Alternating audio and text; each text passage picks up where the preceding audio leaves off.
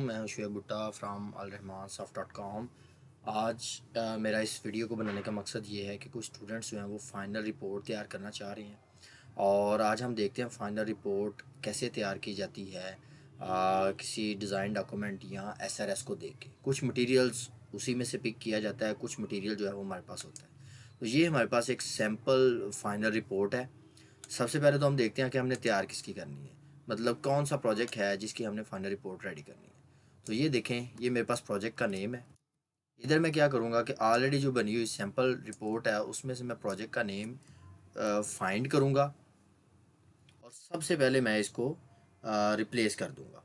Overall जहाँ जहाँ मुझे ये सिचुएशन जो है वो मिलेगी, फाइंड के लिए बेहतर है कि ये वाला फाइंड डायलॉग बॉक्स जो है वो ओपन कर लें, रिप्लेस वाला।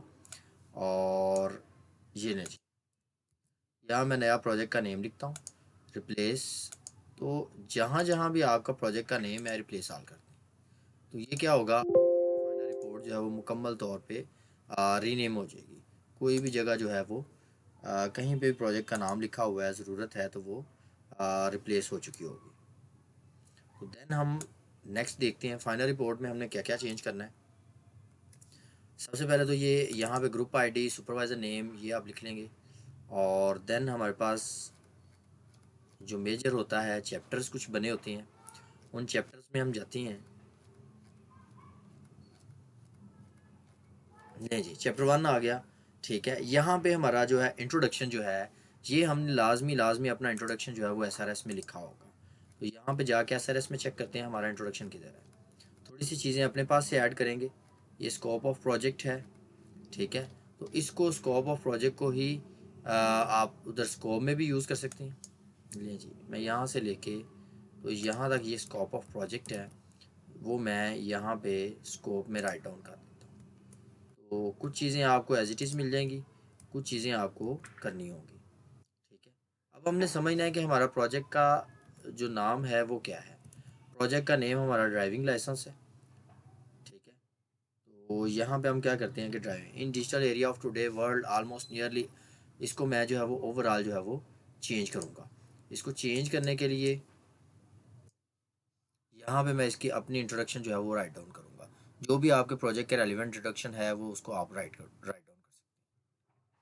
इस मकसद के लिए आप इसकी जो रिक्वायरमेंट फ़ाइल है, आप उसको भी जो है वो यूज़ कर सकते हैं। तो यहाँ पे मेरे पास इसकी रिक्वायरमेंट फ़ाइल भी है। तो थोड़ा बहुत इंट्रोडक्शन का काम जो है वो आप रिक्वायरमेंट फ़ाइल से भी जो है वो ले सकते हैं। तो कुछ डाटा जो है वो हम रिक्वायरमेंट फ़ाइल से लेते हैं। तो यहाँ पे आपने कुछ रिक्वायरमेंट्स जो हैं वो आपने उठा के एज इट इज़ लगा ली। कोशिश करें कि हर चीज़ को जो है वो जस्टिफाई करें। और जो राइटिंग स्टाइल है वो 12 ज़्यादातर चलता है, ठीक है। तो इसको 12 रखें और देन तकरीबन पैराग्राफ को एक्यूरेट करें, हर पैराग्राफ को फुल जस्टिफाई। ठीक है, ये कुछ इन्फॉर्मेशन अपने पास से एंटर करें, कुछ जो है वो मेन प्रोजेक्ट से ले लें। ठीक है, तो कुछ चीज़ें जो है वो चेंज नहीं हो सकती, कुछ जो है वो आप अपने पास से एडिशन लाजमी करें। तो ये जो प्रोजेक्ट है इसको बनाने के बाद अभी ये देखें, यहाँ पे नेक्स्ट आ गया यूज़ केस। ठीक है जी, तो यहाँ पे हमारे पास कुछ डेफिनेशंस हैं। ये एक प्रोसेस जो है वो, इसको मैं डिलीट कर देता हूँ। कुछ डेफिनेशंस हैं, यूज़र और ये चीज़ें, ठीक है।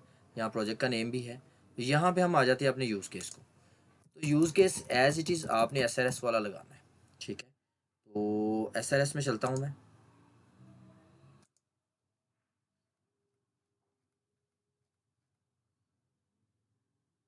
ये यूज़ केस डायग्राम है, एक डायग्राम भी हो सकती है, मल्टीपल डायग्राम भी हो सकती हैं। तो जितनी भी हैं एज इट इज़ आपने कॉपी करना है और आपने इनको यहाँ पे पुट कर देना है। पहले वाले को डिलीट कर देना है, इसको पुट कर देना है। तो ये देखें जी, हमारे डायग्राम्स जो हैं एज इट इज़ कॉपी नहीं हुई, थोड़ा सा वर्क करना पड़ेगा वन बाय वन। तो आप इन चीज़ों को वन बाय वन जो है वो कर सकते हैं।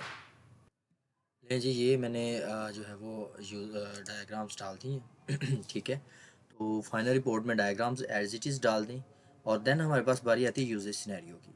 तो usage scenario as it is जो आपने एसआरएस में लगाए हुए हैं उनको एज इट इज़ उठाना है। ठीक है, जैसे कि यहाँ पे यूजेज सिनेरियो हैं, तो कोई मसला नहीं है, इनको एज इट इज़ उठाएं। इनमें अपना जो आईडी है, ऑथर आईडी, ठीक है, वो लाजमी चेंज करें, ठीक है। मॉडिफाइड डेट अगर लिखना चाहते हैं तो ठीक है, नहीं तो भी कोई मसला नहीं है। ये देखें, मैं इसको ना एज इट इज़ कॉपी कर देता हूँ। तो ये user scenario as it is copy करने के बाद नेक्स्ट देखते हैं। नेक्स्ट हमारे पास यहाँ पे कुछ सप्लीमेंट्री रिक्वायरमेंट हैं, यूज़ेबिलिटी, रिलायबिलिटी। इसको एज इट इज़ रहने देना होता है। मतलब हमारा सिस्टम कितना होना चाहिए, रैम आप इसको 4 GB कर लें, अगर एंड्रॉयड है तो 8 GB कर लें, ठीक है। तो इस तरह करके जो है वो आप ये लिख सकते हैं। प्लानिंग, ठीक है, प्रोजेक्ट प्लानिंग, ठीक है, ये भी एज इट इज़ रहनी है। मेथडोलॉजी भी वही रहेगी, अवेलेबिलिटी मेथडोलॉजी, ये सब कुछ एज इट इज़ रहेगा। व्यू प्रोसेस मॉडल आप सेम रहने दें। वर्क प्लान, यहाँ पे आपने अपना वर्क प्लान ऐड करना है, वो आपको SRS में ही मिल जाएगा।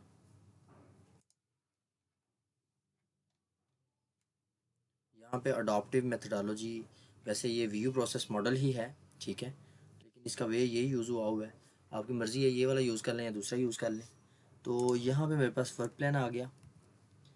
मैं वर्क प्लान को एज इट इज़ कॉपी करता हूँ और फाइनल रिपोर्ट में इधर लगा देता हूँ, ठीक है जी। तो वर्क प्लान की दो पिक्चर्स हैं, तो मैं दोनों को ही लगा देता हूँ। वैसे तो एक ही पिक्चर होती है। तो ये 2 मेथडोलॉजीज़ के साथ वर्क प्लान बना हुआ है, तो हम इसको दोनों को यूज़ कर लेते हैं। प्रोजेक्ट स्ट्रक्चर, ठीक है, ये एज इट इज़ रहने दें। प्रोजेक्ट स्ट्रक्चर को अगले पेज पे ले जाएं। उसके बाद टीम स्ट्रक्चर आएगा, ठीक है जी। टीम स्ट्रक्चर भी एज इट इज़ रहेगा। यहाँ पे आपने अपने LMS की पिक्चर लेके लगानी है, प्रोजेक्ट शेड्यूल, ठीक है। तो उसमें सारी असाइनमेंट्स, सारी चीज़ें नज़र आ रही होंगी। थोड़ा सा नेक्स्ट चलते हैं, डिज़ाइनिंग अ प्रोजेक्ट, ठीक है जी। इसके अंदर ये चीज़ें ऐसी रहने दें।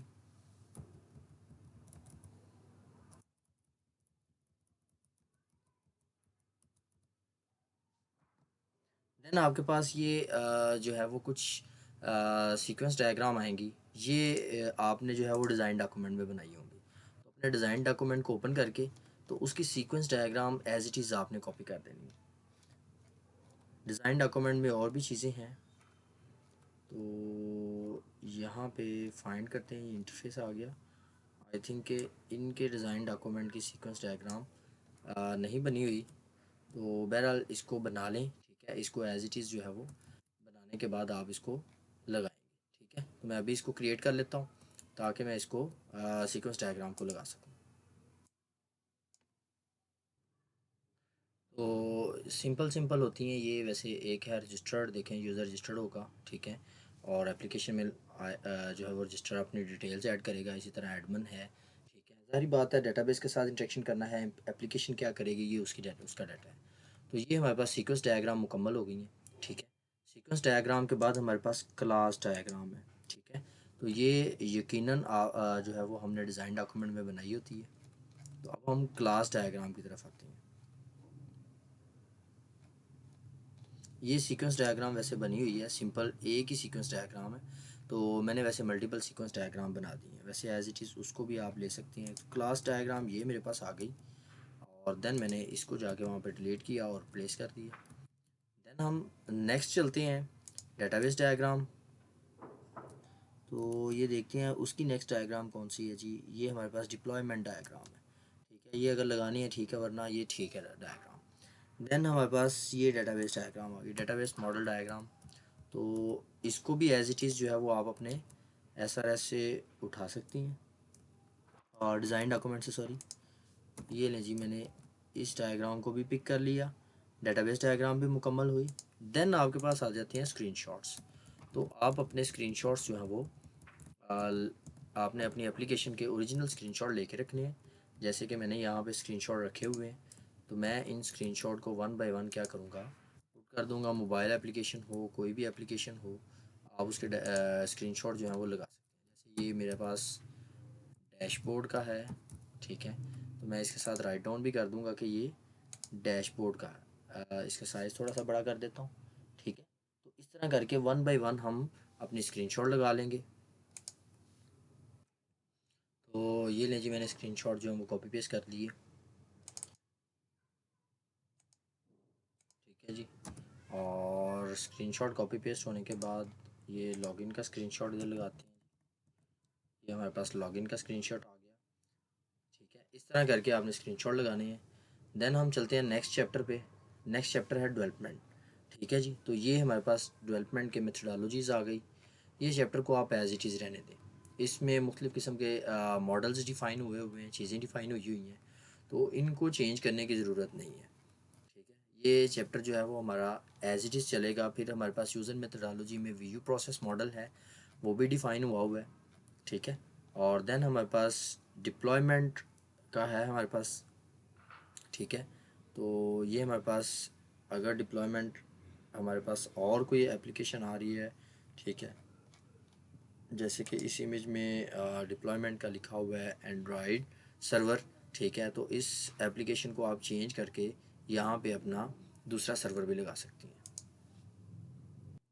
जैसे कि मैंने ये लगा दी। ठीक है, एक यूज़र या मल्टीपल यूज़र जो है वो हमारे पास सर्वर्स हैं, उनके साथ रब्ता कर रही होती हैं, और ये डायग्राम मैंने लगा दी।